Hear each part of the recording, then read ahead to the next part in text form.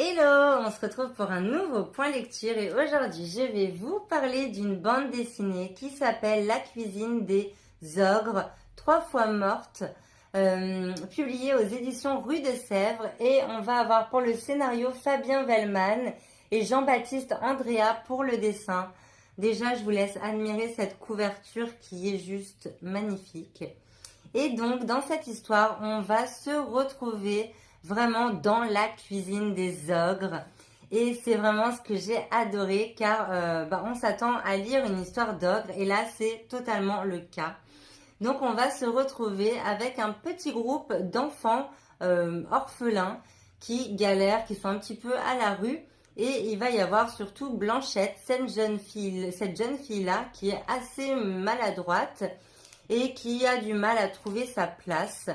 Et un jour, ce petit groupe va se faire piéger par un ogre qui s'appelle Grince-Matin. Et ils vont se retrouver au village de la Dent du Chat.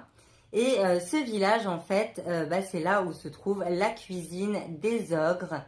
Et donc, ils vont devoir tout faire pour s'échapper. Bon, surtout Blanchette. Et c'est une BD qui est juste magnifique, que ça soit le dessin, le scénario, l'objet livre en lui-même. On va vraiment avoir des nuances de bleu, beaucoup de nuances de bleu et c'est juste magnifique. Et on va également avoir des nuances plutôt dans les jaunes orangés au niveau du village des ogres et de la cuisine des ogres. Et c'est vraiment des petits tableaux en planche. C'est le travail est époustouflant. Et j'étais vraiment embarquée à 1000% dans cette histoire que j'ai trouvée géniale. C'est vraiment hyper abouti. Les personnages sont juste hyper craquants. Mais tout, que ce soit les ogres, tous les personnages sont vraiment... je les ai adorés. Ils sont affreusement craquants. Et on a aussi...